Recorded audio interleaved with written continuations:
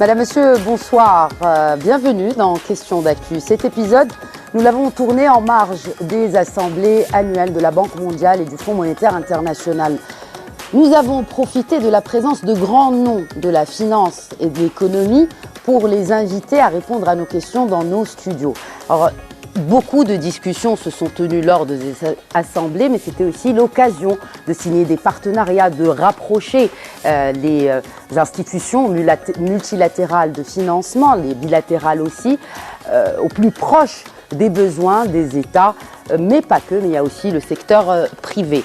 Donc aujourd'hui, je reçois le président de la Banque européenne d'investissement pour répondre à nos questions sur le rôle des institutions multilatérales de développement, ces banques de développement et de financement multilatérales, mais aussi avec les instabilités qui pèsent aujourd'hui sur notre monde, comment elles adaptent leurs agendas et aussi leur politique pour mieux financer les États, notamment en Afrique. Mr. Werner Hoyer, thank you for being with us. Merci d'être avec nous aujourd'hui, c'est un plaisir. Merci pour l'invitation. Alors, vous avez mentionné que vous êtes impressionné par la résilience du Maroc. D'abord, c'est quoi la définition de la résilience? À vous, Monsieur le Président de la BEI. La résilience, ça veut dire être résolu et capable de relever le défi. Et je suis vraiment impressionné. J'ai observé ça pendant plusieurs années. Le Maroc est l'une des destinations en dehors de l'Europe où on a été actif. Nous avons été ici pendant plus de 4 décennies déjà. Donc la coopération vraiment est fantastique ici. Même, nous avons eu le séisme qui s'est produit il y a quelques semaines et nous avons dit, bon, nous n'allons pas être capables de venir ici au Maroc, à Marrakech. Mais finalement, cette conférence avec des milliers de personnes a été tenue et nous sommes très impressionnés que ceci puisse se produire ici. Par ailleurs, nous sommes très conscients qu'à quelques kilomètres d'ici, il y a d'autres personnes qui souffrent encore et ils ont besoin de notre appui, de notre soutien et ils l'auront.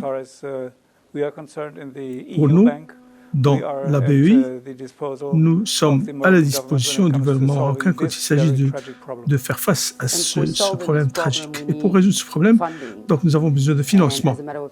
Et bien évidemment, l'institution que vous dirigez a déclaré un prêt d'1 milliard d'euros pour la reconstruction. Alors, pouvez-vous nous dire quelque chose par rapport à ce prêt?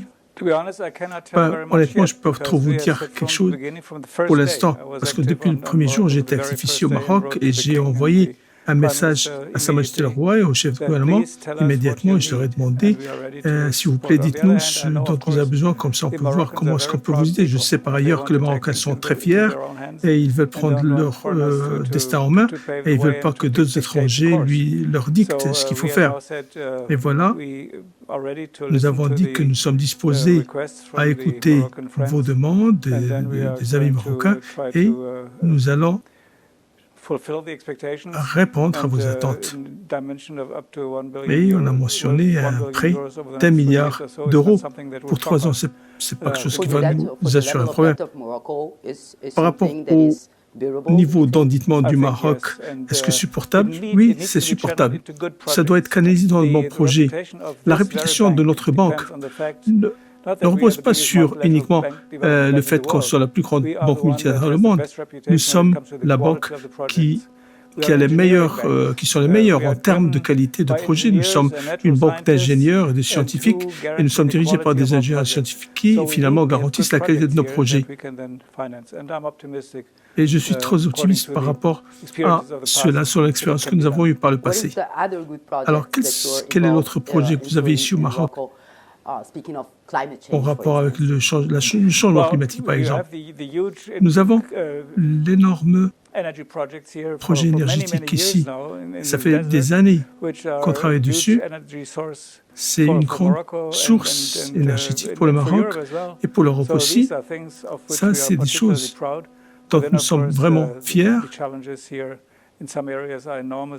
Et ça comporte bien évidemment des défis par rapport au réseau électrique, transport, infrastructure. Et nous avons hâte d'explorer d'autres possibilités ici au Maroc. Alors, l'un des sujets dont on a parlé trop ici dans les assemblées, c'est la réinvention ou la transformation de développement, de banques de développement. La réforme de ces banques. Pourriez-vous nous dire pourquoi est-ce qu'elles ont besoin de réforme? Parce que les attentes vis-à-vis des banques multilatérales grimpent en flèche. Alors, les défis auxquels nous devrions faire face partout dans le monde montent au créneau et les fonds publics disponibles sont très, très limités. Même si vous mettez tous les fonds publics pour financer les objectifs, ce ne sera pas suffisant et il faut par conséquent mobiliser aussi le secteur privé. Ce qui veut dire qu'il faut... Vous avez besoin de beaucoup d'institutions qui peuvent emprunter de l'argent pour prêter cet argent, pour mettre des fonds en levier. Ce qu'on fait, ces institutions sont des banques. L'idée d'une banque, ce n'est pas uniquement de redistribuer les fonds publics, mais multiplier et mettre des fonds en levier, ramener les emprunteurs et les prêteurs ensemble. Est-ce que c'est un problème de capital privé parce qu'on en a? Ou s'agit-il d'un problème de drainer ce capital dans les projets de développement? Vous le dites. Tout à fait. On a besoin de convaincre le secteur privé, les acteurs, pour rejoindre les États, les financements publics pour financer des projets qui sont dans l'intérêt du public. Et ça, c'est possible, c'est faisable, on le fait partout dans le monde. Est-ce que c'est bancable? Le retour sur investissement de ces projets, est-ce que c'est faisable? Voilà, vous avez utilisé le terme retour sur investissement. Chaque projet qu'on finance doit être bancable. Donc, pour cela, on doit convaincre les investisseurs. Et parfois, c'est difficile parce que le profil de risque de projet parfois est élevé. Alors, vous avez besoin de soutien. Le soutien vient donc des États membres de l'Union européenne et de l'Union en tant que telle.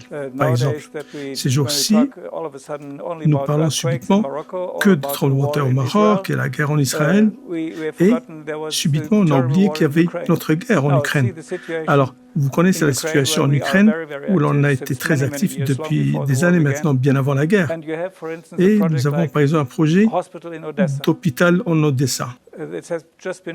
Ça vient d'être réouvert. Nous avons financé la réouverture avec beaucoup de fonds. Alors comment je peux convaincre un investisseur pour nous donner ces fonds alors que ces fonds sont octroyés à un hôpital qui a déjà été trouvé 2 fois? Et comment vous allez vous assurer que ces fonds ne vont pas pour acheter des armes? Justement, ça c'est une question très importante et c'est un grand défi pour nous. C'est pour ça qu'il y a des problématiques de conformité qui viennent en premier lieu. Pas uniquement pour des raisons morales, mais aussi pour des raisons de crédibilité par rapport au marché, par rapport aux gens qui nous font confiance avec leur argent. On doit s'assurer que ces fonds vont dans sur la bonne voie. Alors, ceci s'applique à l'Ukraine, au Maroc, pour les produits en Palestine ou en Israël. Alors, nous avons cette responsabilité. Si on perd la confiance du marché, donc on doit mettre juste la clé sur le paillasson. Comment vous voyez le marché, vos actifs pour 2024, compte tenu de la perspective globale de la situation en Europe? On voit des PIB qui sont très bas pour l'Allemagne, moins de 2% du PIB. Par rapport aux prévisions du FMI, l'Italie aussi, la France, l'Europe n'a pas une bonne prestation par rapport à 2024. Alors, comment est-ce que vous voyez les prévisions par rapport à ces pays? Moi, je suis vraiment inquiet. Je vois les chiffres, je vois le manque de productivité, de croissance en productivité en Europe. J'aimerais bien voir davantage d'activités novatrices en Europe. Ceci m'inquiète. Par ailleurs, je suis aussi un optimiste et je n'aime pas trop m'attarder sur les scénarios sombres. Je pense que si on rallie nos forces, nos énergies, nos cerveaux, on sera capable de résoudre les problèmes. Donc, je préfère une approche positive, proactive. Par exemple, par rapport au climat, ou le lien entre le climat, l'innovation et le développement, on doit reconnaître que, au moins jusqu'à récemment, même aujourd'hui, on doit encore davantage exploiter la technologie. On doit accélérer donc la transition énergétique en Europe et ailleurs, mais on ne doit pas rétropédaler parce qu'on a la trouille. Ceci m'inquiète et je souhaite beaucoup plus de courage, de détermination en Europe. Alors, que pensez-vous de la taxe carbone? C'est une initiative qui a été discutée à Nairobi par les leaders africains et ils suggèrent et proposent que finalement c'est ça la solution pour mieux financer cette transition verte, notamment en Afrique. Que pensez-vous de ça? Je pense que ça, c'est de manière générale. On peut dire que tout ce qui est en rapport avec l'usage de combustibles fossiles doit être taxé d'une manière ou d'une autre. Et par conséquent, on a des revenus qu'on peut par la suite réinvestir dans la transition énergétique. Peut-être que parfois, ça peut aller même un peu plus loin. Et ça doit être calibré de la bonne façon. Mais de manière générale, c'est la bonne façon, puisque l'idée et que vous essayez de trouver les ressources d'où vient le problème. Et il s'agit là d'émissions de carbone. À travers beaucoup de pays, l'émission de carbone, à savoir le secteur pétrolier, c'est l'actif principal du pays. C'est l'atout principal. Comment est-ce qu'on peut demander à ces pays de faire la transition? En fait, c'est une question très logique, parce que paradoxalement, nous, les Américains, Européens, on s'érige en donneurs de leçons pour les autres, mais quand il s'agit de la transition énergétique, là, nous confrontons,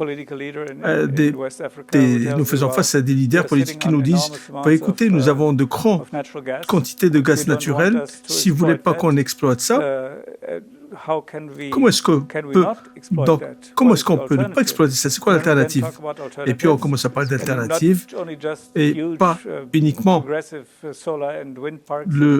les centrales solaires et éoliennes en Afrique, au Maroc, ailleurs. Par exemple, on parle aussi de centrales géothermiques, on parle de parcs éoliens à travers l'Afrique, où l'on a de grandes productions électriques. Mais si on n'utilise pas cette électricité pour éclairer les villages en Afrique, au Maroc, comment est-ce qu'on va utiliser ça? On va utiliser pour alimenter les capacités électrolyse pour produire l'hydrogène vert. Donc on doit par conséquent répondre à la question qu'est-ce qui nous revient pour nous les Africains? Alors on ne peut pas, par conséquent, pas uniquement parler d'extraction de sources pour l'électricité et pour l'Europe et pour d'autres pays. Il faut qu'il y ait beaucoup plus pour le traitement, pour le raffinage et pour une valeur ajoutée en Afrique en tant que telle. Ça, c'est le grand défi auquel nous faisons face en matière de ce bond quantique. Mais en termes de développement, il faut qu'on pense plus de cette manière donneur-bénéficiaire. Il faut qu'on aide les pays à se développer avec leurs ressources, sinon tout va rester de la même manière comme ça a toujours été depuis très longtemps. Alors comment vous voyez la réduction des risques dans des projets, surtout en matière de transition énergétique en Afrique? Quelles sont les solutions que vous envisagez? La réduction de risques, c'est ça finalement la règle du jeu. On doit être capable de partager certaines parties du risque. Et ça se produit de plus en plus, pas uniquement avec nos partenaires, dans l'Union européenne par exemple, la Commission, le Conseil et les pays membres, mais ça se produit aussi en Afrique. L'Afrique dispose de sa propre base de capitaux et de financement. On doit aussi voir comment est-ce qu'on peut faire cela pour la transition énergétique. Et on doit aussi aider à établir des marchés, des projets, des produits dont on a besoin pour finalement lancer le marché obligataire en Afrique. Nous avons été les premiers à lancer le marché obligataire. Alors à l'époque, ils ont dit, mais c'est vraiment une idée de fou. Alors maintenant, finalement, des années plus tard, ce marché fou s'est développé en quelque chose de plus de millions de dollars par an. Donc, nous avons été capables de faire ça en Afrique aussi, parce qu'il y a des marchés locaux qu'on peut exploiter. Le Maroc a lancé aussi le marché des obligations. Oui, c'est vrai.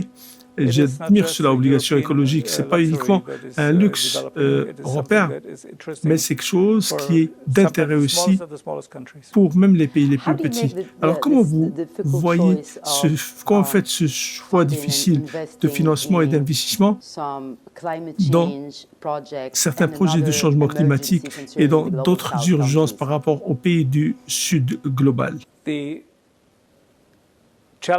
Alors, les défis dans le Sud global, il y en a beaucoup.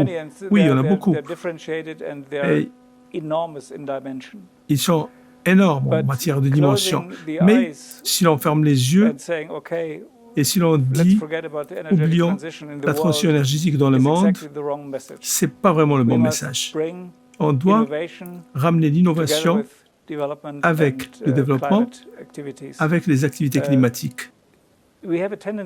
Nous avons tendance actuellement, et j'ai été dans ce secteur et dans la politique aussi pendant des décennies, nous avons une tendance globale de mettre le développement, l'innovation et le climat dans trois rubriques séparées.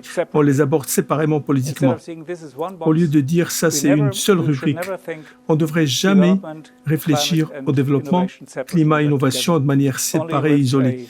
Il faut qu'il y ait une emphase forte sur l'innovation. C'est comme ça qu'on sera capable de soutenir, d'appuyer les activités de développement climatique en Afrique. Et ça, c'est quelque chose d'équitable. Oui, je pense que ça peut être fait de manière équitable. Et quand on parle d'équité, ça revient à dire qu'il y a besoin de partenariats entre l'Afrique et l'Europe et aussi les États-Unis. Il faut qu'on passe à l'action. Il faut qu'on réanime cette idée de partenariat. Il faut qu'on sorte de ce paradigme d'honneur bénéficiaire. Alors, pensez-vous que ce qui reste, qu'est-ce qui fait que votre institution a eu ce triple A, cette notation triple A? Ce que j'entends des agences de notation, et on en parle très régulièrement, parce qu'ils nous suivent de manière très étroite, la notation 3A pour la banque est basée sur le soutien visible et crédible des actionnaires. Et les agences de notation estiment qu'en cas de problème, les actionnaires vont intervenir. Et deuxièmement, et ce qui est encore plus important, c'est la qualité de projet que nous menons. Comme j'ai dit auparavant, nous sommes déjà une banque d'ingénieurs et de scientifiques. Et on doit s'assurer que le secteur privé, que nous invitons à cofinancer avec nous les projets, doit s'assurer et doit être certain que nous avons le top de la technologie et l'analyse, et aussi nous avons cette démarche de traitement rapide. Alors, ceci nous ramène à un statut de triple A. La banque, par exemple, comme j'ai dit, est la plus grande en son genre, a une dotation en capital assez énorme, mais c'est justement 90%, c'est un capital qu'on appelle callable, rappelable, et en cash. Alors, le marché estime qu'en cas de pépin, les intervenants seront les actionnaires. Alors, tant que nous avons cette croyance, on peut toujours penser à de gros projets. Pourrions-nous parler de votre successeur? Parce que vous le connaissez déjà? Non, elle ou lui, on ne sait pas. En tout cas. Oui, parce que ça occupe beaucoup de cercles européens déjà. Est-ce que vous pensez que la nationalité du président à venir de la BEI va remodeler refaçonner sa stratégie? Je ne pense pas.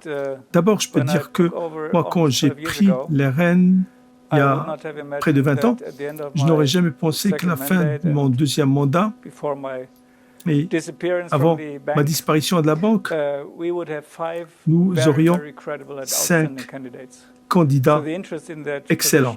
Donc l'intérêt par rapport à cette position et ce poste est très important, l'intérêt. Donc nous avons de candidats très qualifiés, quel que soit le gagnant. Donc la banque est entre de bonnes mains. Et la qualité, bien évidemment, est importante. Si le président à venir provient d'un pays qui encourage, par exemple, l'énergie nucléaire, est-ce que ça ne va pas basculer la stratégie vers autre chose? Non, je ne pense pas. Le nucléaire, ce n'est pas vraiment une idée idéologique pour nous. C'est question de notre position dans le marché, ce qu'on doit refinancer. Et si ça devient un problème, il faut qu'on réfléchisse 2 fois à cela. Sinon, pour l'instant, nous avons une marge de manœuvre par rapport à cette question. Et jusque-là, nous n'avons pas financé de centrales nucléaires. Nous avons fait beaucoup pour améliorer la sécurité nucléaire, par exemple. Donc, ça ne devrait pas devenir une question, une problématique idéologique. Qu'est-ce que vous lui souhaiterez, votre successeur, dans des temps de moments difficiles? Le soutien des actionnaires et la reconnaissance dans le marché. Les actionnaires, on en a besoin parce que nous sommes une banque qui est en quête d'objectifs stratégiques de l'Union européenne. Alors, ils sont responsables des objectifs, ils doivent nous faire confiance. Et puis, le marché, il est notre partenaire clé. Alors, les banques de développement ne sont pas là pour redistribuer les fonds publics. Ils sont là, leur mission, c'est d'utiliser ces actifs limités pour mobiliser les fonds privés dans les marchés des capitaux. Et c'est là un domaine sensible. Rien ne peut fonctionner sans confiance. Alors, quelle était la décision la plus difficile ou le moment le plus difficile au cours de vos 2 mandats de la banque en tant que président de la BEI? C'est vraiment difficile de réduire cela à 2 difficultés, mais quand j'ai commencé, le défi principal, c'était de surmonter la crise financière, et on y est arrivé par l'accroissement du secteur et des affaires en matière d'initiative pour l'Europe, et puis aussi, tout en restant dans les pays difficiles comme la Grèce. Je me rappelle clairement quand j'ai pris les rênes, lors de ma première visite à la Grèce, que j'ai aimé depuis ma jeunesse, je dis au président, au Premier ministre, que nous avons été en Grèce pendant très longtemps. Nous vous avons soutenu pendant la crise et après la crise. Ça aura un effet stabilisateur pour le pays. Puis, c'est une expérience que je ne peux pas oublier. Donc, finalement, c'était une grande décision, mais ça a été honoré par le marché. Et puis, nous avons eu des moments difficiles. La crise climatique, où l'on a une situation difficile, comme la guerre en Ukraine, où, encore une fois, nous avons eu de la chance parce que nous avons dû nous déplacer de la Russie il y a 2 ans déjà après l'invasion de la Crimée. Donc on est sorti et puis nous avons pris nos ressources dans d'autres pays comme la Géorgie et l'Ukraine. Et puis nous étions là-bas quand la guerre a commencé et puis nous avons continué à être là-bas. Donc vous n'allez pas dans un pays ou une région pareille dans de bons moments et puis quand il y a les problèmes, comment vous n'allez pas quitter? Mr. Warner, are you a hockey historian? Do you like history? Est-ce que vous aimez l'histoire? Absolument. Okay, I'll just I wish you have a comment on this very famous, je voudrais que vous fassiez un commentaire par rapport à cette déclaration de Cicéron, le philosophe et l'homme d'État grec. 6 fautes que les gens font, comme quoi le gain c'est en écrasant les autres et que les choses ne peuvent pas être corrigées ou changées, et en insistant que les choses sont impossibles parce qu'on ne peut pas les réaliser, et quand on refuse de mettre de côté les préférences banales et négliger le développement et le raffinement de l'esprit, et puis si essayer d'obliger les autres à croire et faire comme on veut. Alors pour vous, quelle est la déclaration la plus prominente ici dans le contexte actuel? C'est difficile à trancher. J'aime pas trop choisir entre les 6 citations, mais je me rappelle quand j'étais au collège, j'étais torturé pendant 7 ans avec le latin. Alors je devais apprendre beaucoup de choses à l'époque. Et à l'époque, j'étais capable de traduire le latin, mais je n'étais pas vraiment de bien les comprendre. Ce que je peux dire aujourd'hui, c'est que le courage et la vitesse sont les règles du jeu. Alors, il faut avoir confiance en soi et en d'autres. C'est ainsi qu'on peut surmonter les difficultés. Sinon, vous allez devoir vous soumettre et vous résigner à bien avant. Absolument, la confiance est un facteur que partagent la BEI et le Royaume du Maroc. Et ils ont confiance en l'un et en l'autre. Merci beaucoup. Merci beaucoup, Monsieur Bernard, Monsieur, pour nous avoir accordé cet entretien. Je sais que vous êtes très occupé et je vous souhaite plein succès pour les étapes à venir. Merci beaucoup, c'était un plaisir et un honneur. Merci. Voilà, c'était donc la première partie de ce Question d'actu. Je vous retrouve dans quelques instants. À tout de suite.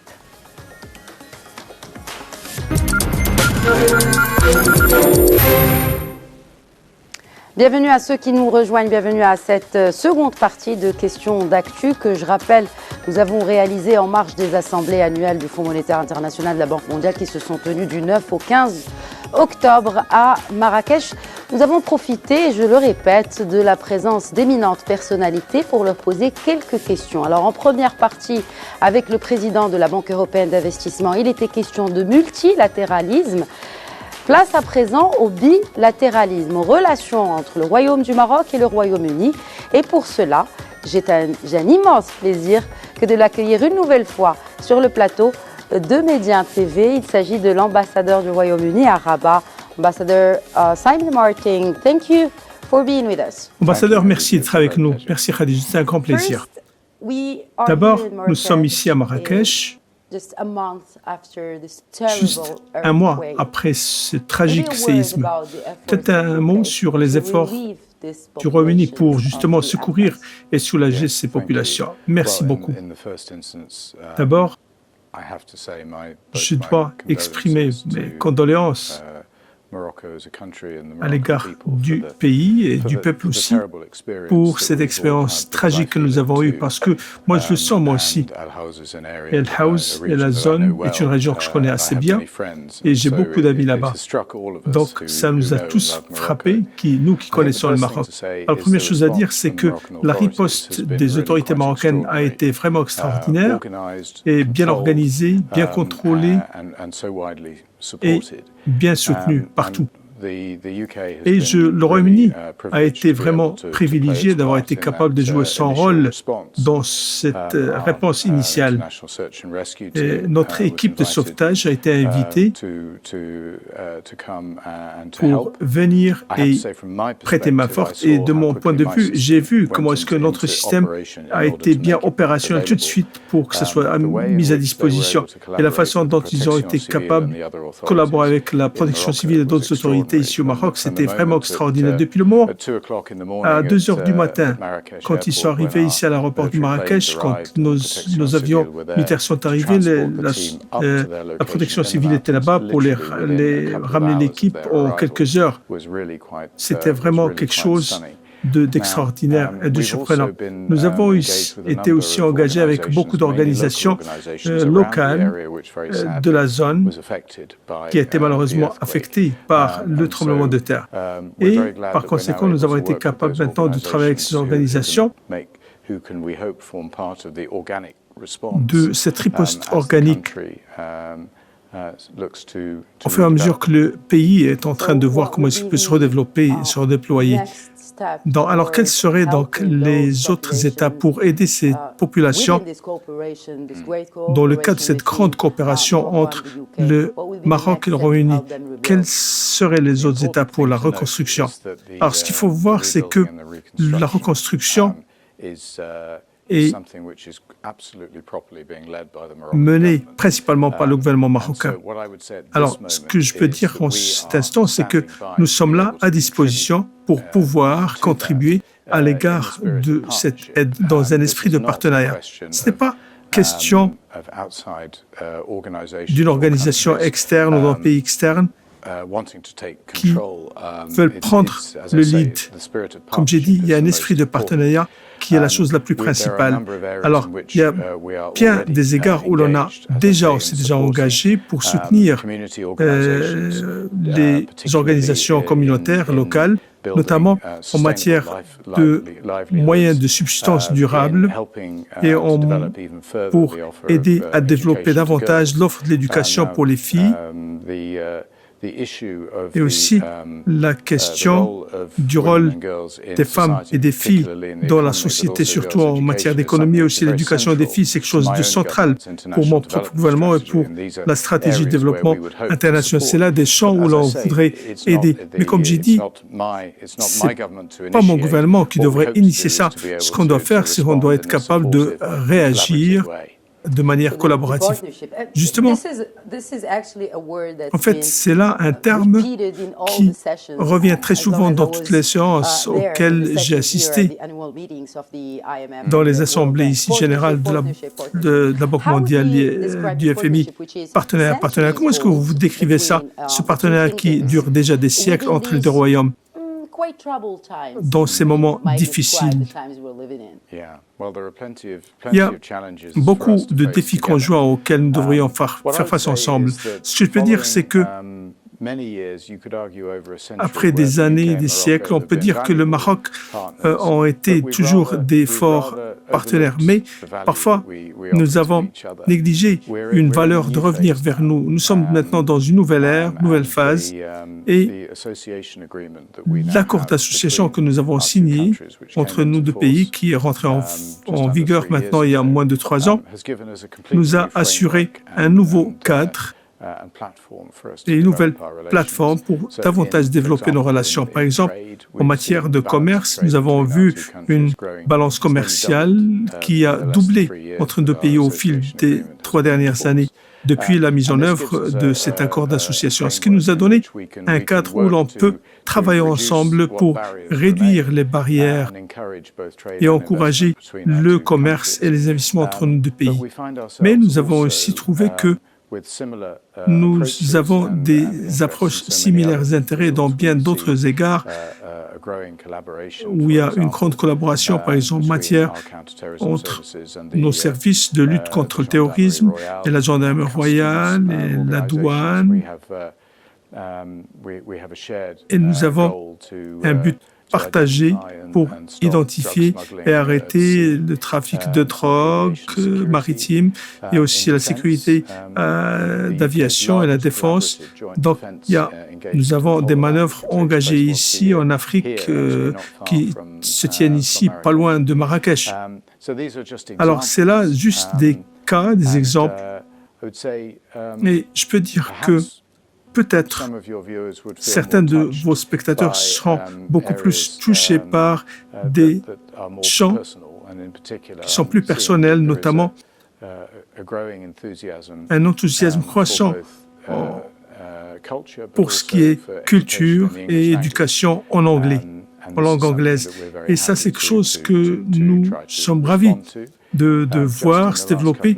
Et au cours des 2 dernières années, nous avons vu que le nombre d'écoles britanniques reconnues ont augmenté jusqu'à 47. Je peux vous promettre, sont trop de risques d'être contrariés, que cela va encore croître davantage. Nous allons trouver encore davantage d'écoles marocaines qui voudraient adopter le cursus britannique et la langue britannique ou certaines parties de ce cursus pour l'intégrer dans leur curriculum. C'est pas vraiment, il ne s'agit pas de devenir entièrement une école britannique, mais juste adopter certains aspects, parce que ce qu'ils voient, c'est ce dont les enfants ont besoin et leurs parents. Donc il y a toute une charge d'activités, une panoplie d'activités dans ce sens. Et je peux bien dire que le nombre d'étudiants qui étudient maintenant au Royaume-Uni a connu une augmentation. Alors 2019 et 2022, nous avons vu le nombre croître de 2 tiers depuis 2019. Donc, c'est encore un chiffre qui n'est pas élevé, mais nous avons un grand potentiel de croissance. Mais les études, où que vous alliez, et les études sont coûteuses, et pas tout le monde qui peut se permettre cela, mais je suis vraiment fier de dire que notre système est en train de trouver le moyen de mettre à disposition les études britanniques à tous les Marocains pour qu'ils puissent y avoir accès. Donc, c'est pour cela que nous avons un programme de bourse appelé Chevelin, très populaire, pour ceux qui cherchent à étudier à un niveau master au Royaume-Uni. Et je peux vous dire déjà que les demandes sont ouvertes maintenant. Si vous voulez visiter le site de l'ambassade ou de Chevelin, nous sommes en train de recueillir des demandes pour des bourses entières. Bon, elles ne sont pas trop nombreuses de bourses, mais maintenant nous avons aussi la première université qui opère ici au Maroc, Coventry University, et elle a un campus à Bouskoura. Et on voit aussi d'autres moyens, comment est-ce qu'on peut avoir la première année ici, au lieu de l'avoir au Royaume-Uni, on peut l'avoir ici au Maroc, afin que les étudiants n'aient pas à passer tout leur temps au Royaume-Uni. Donc, comme ça, il y a plusieurs moyens de mettre ça plus accessible aux Marocains. J'espère qu'on trouvera encore davantage d'étudiants qui sont capables de prendre plaisir à étudier au Royaume-Uni, bien qu'ils aient à prendre leur manteau pendant l'hiver. Donc ça, c'est les pistes de coopération principales entre le Royaume-Uni et le Maroc. Alors, si on voit un petit peu au niveau régional, quoi qu'il y ait des différences régionales, est-ce qu'il y aurait d'autres projets qu'on peut, pour mettre à disposition ce jumelage entre certaines régions? Ce n'est pas vraiment une forte tradition pour les Britanniques. Nous avons quelques programmes de jumelage, mais d'une perspective régionale, c'est quelque chose que je viens de commencer à examiner parce que je vois l'utilité justement de cette cohésion des 12 régions du Maroc. Et jusqu'à dernièrement, on n'avait pas l'équivalent de cela au Royaume-Uni, mais maintenant nous avons commencé à faire cela. Nous avons des zones industrielles et on est en train de voir les possibilités de faire cela. Mais même avant de rentrer dans des échanges ou des jumelages région-région, ce qu'on est déjà en train de voir, c'est qu'il y a des professionnels, il y a des collaborations professionnelles et sectorielles entre régions. Nous avons l'adjoint du maire de Londres qui est ici. On l'a eu l'année dernière et il a une responsabilité par rapport à la création de certaines industries. Elle a suggéré justement que Rabat devrait rejoindre un groupe de villes qui sont unies par la promotion de l'industrie créative. Et nous avons une relation qui est devenue même encore plus importante entre la protection civile et London Fire Brigade. Et c'est quelque chose qu'on a déjà été en train de promouvoir pour partager l'expérience, comment est-ce qu'on peut faire face avec des événements de foule. Et on a eu le plaisir de recevoir Son Altesse Royale Moulay Rachid lors des funérailles de la reine Elisabeth et Son Altesse Royale Al-Amriya pendant le couronnement du roi Charles. Ça, c'est une des grandes manifestations qu'on a eues pendant des décennies. Et maintenant, nous avons le Gold Commander, le commandant opérationnel de tous les efforts de protection qui a été ici, qui était à Londres et qui était venu ici juste avant le couronnement pour partager justement ce rôle. Et c'est là quelque chose qui a été bien accueilli ici. Et il a dit qu'il a appris beaucoup de ses homologues marocains et comment est-ce qu'ils font face à de tels événements. Donc, quand vous parlez de la coopération régionale, on ne peut pas négliger le football. Bon, j'allais en arriver à ça. S'il y a quelque chose en commun que nous avons entre nos deux peuples, entre le peuple marocain et le peuple britannique, c'est en l'occurrence le football. Voilà, justement, parce qu'il y a d'autres types de football, le soccer et le football. Nous sommes très fiers d'avoir inventé le football, mais ce n'est pas pour autant que nous sommes les meilleurs.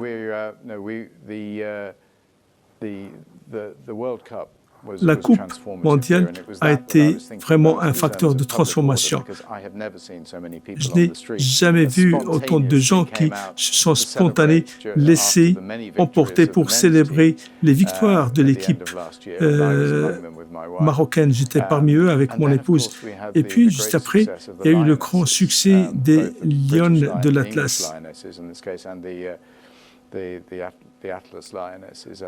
Alors, les Lions de l'Atlas ont pris une nouvelle dimension dans la Coupe mondiale. Et c'est quelque chose qu'on veut développer davantage.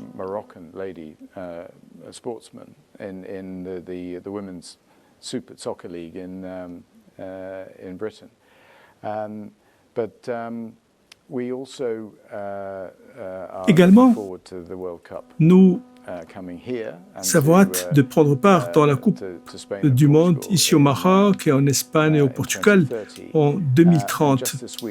Et cette semaine, nous avons vu la déclaration que le championnat européen en 2028 va être tenu aussi en Irlande et au Royaume-Uni. Donc c'est une entreprise conjointe. Donc nous avons beaucoup de choses en commun. Nous avons beaucoup de défis, des défis gays auxquels nous allons faire face. Nous avons hâte de travailler ensemble sur cela aussi.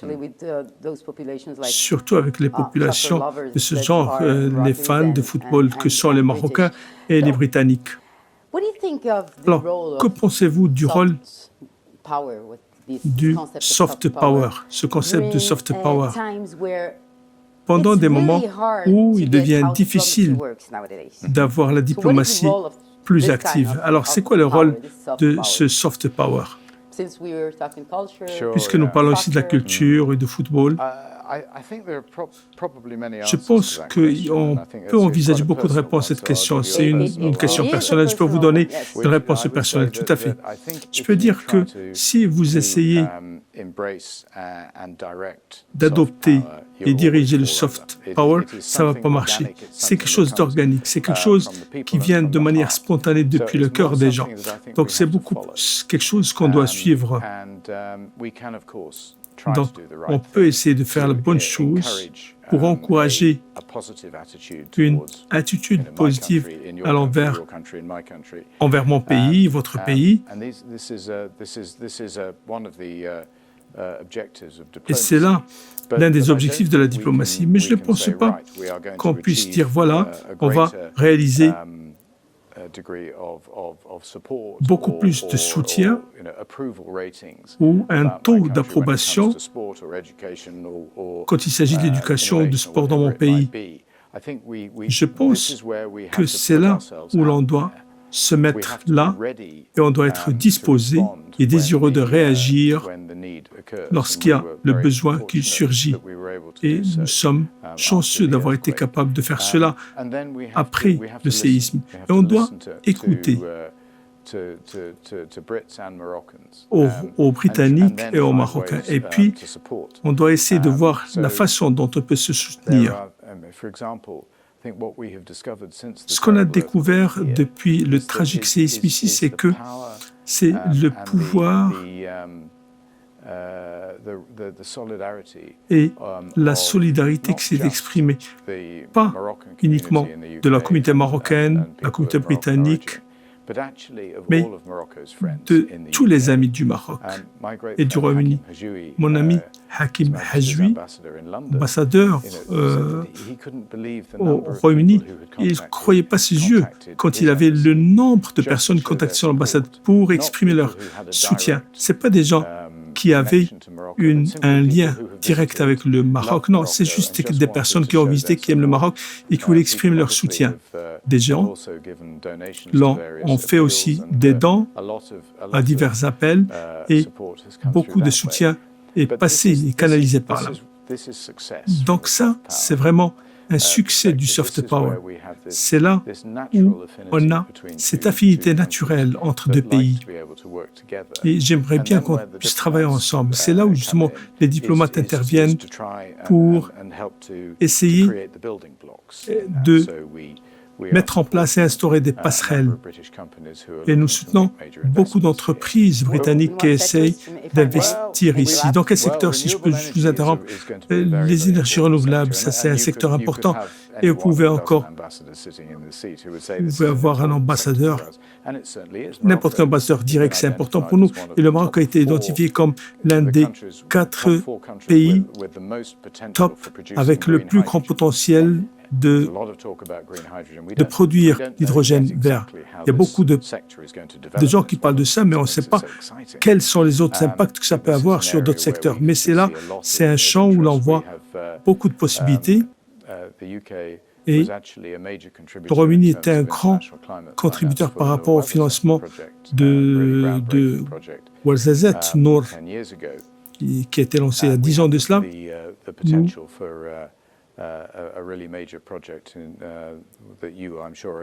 Il y a un grand potentiel aussi par un autre projet. Vous allez me poser la question par rapport à Xlinks pour des installations énergétiques ici qui vont avoir un lien directement avec le Royaume-Uni. Ça, c'est quelque chose de sans précédent, d'inédit, et on est en train d'examiner le projet avant de se prononcer.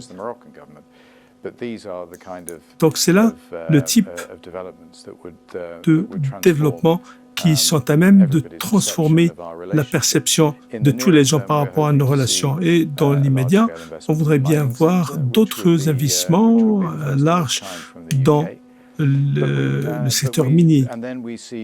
Et on voit aussi dans le secteur créatif, l'agriculture. Parfois, il y a des petits investissements, parfois de grands investissements, mais ça prend du temps pour voir cet enthousiasme croissant. Ambassadeur Martin, nous avons parlé des partenariats forts, coopération forte par le passé et dans le présent.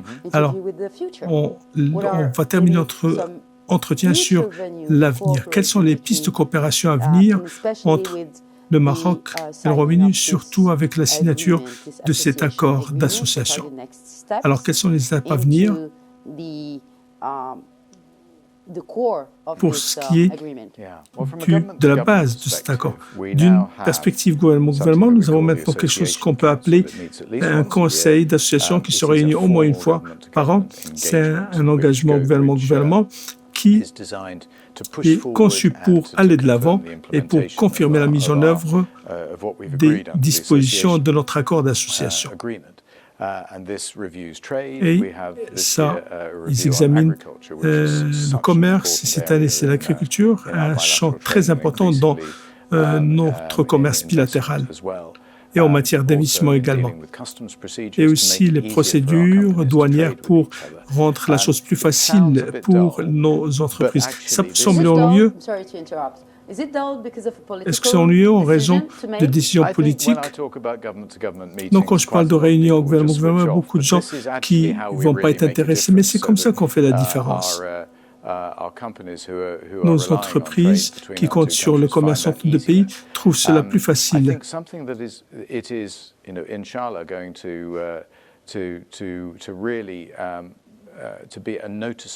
Il y a quelque chose qui va être remarquable dans nos relations, c'est que nous avons 2 propositions maintenant pour établir un service ferry entre les 2 pays pour la première fois. C'est un projet qui a été lancé il y a 2 ans déjà. Oui, ça n'a pas encore démarré, mais nous voulons que ça se produise très bientôt. Je ne peux pas vous donner exactement la date, ça n'a même pas commencé, mais on peut toujours dire que c'est bientôt. Donc ceci va rendre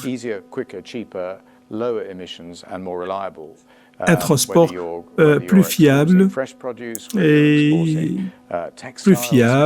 plus rapide que quels que soient les produits que vous exportez, des produits périssables ou autres. Donc finalement, ça va dans les 2 sens entre les 2 pays. Et les services, encore une fois, ils vont être plus visibles. Et ceci va être un message clair qui va faire vraiment, qui va avoir un impact pratique. Autre chose que nous allons voir également,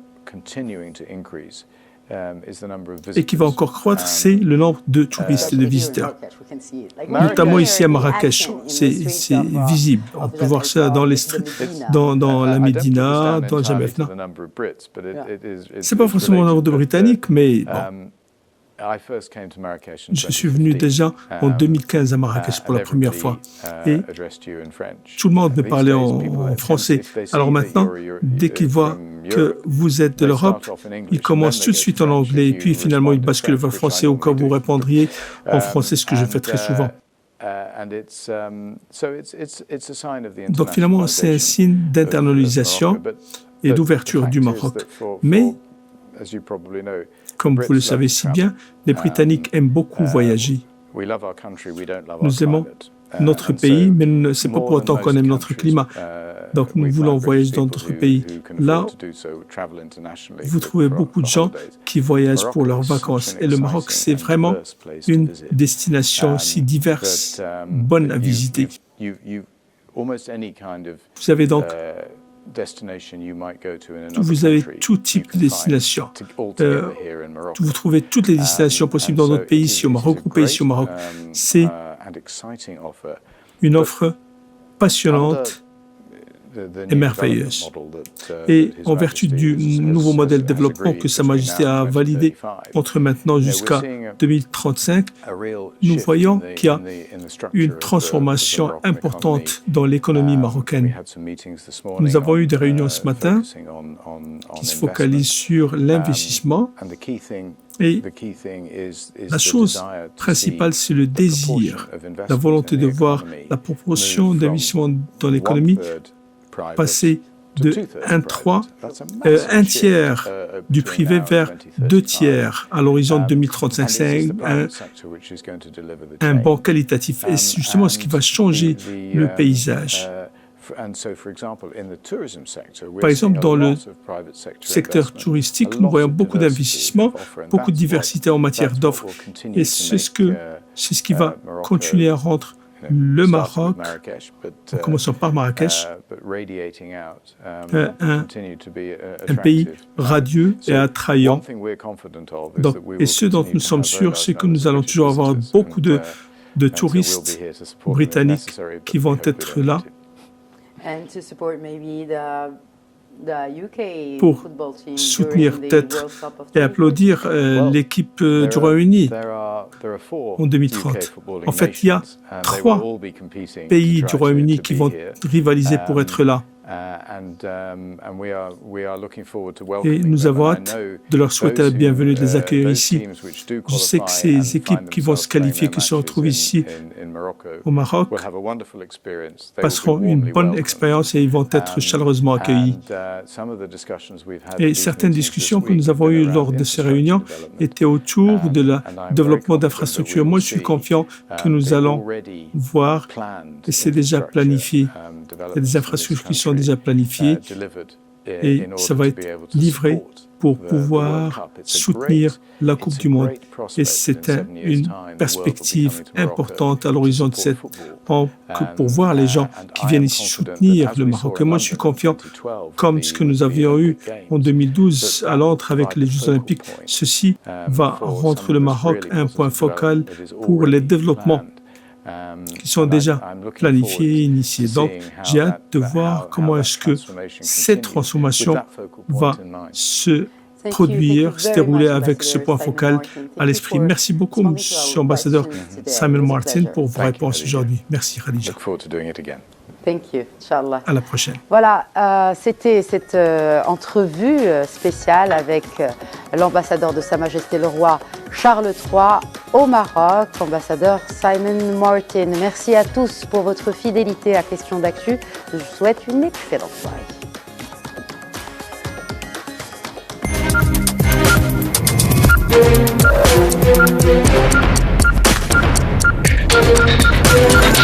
Thank you.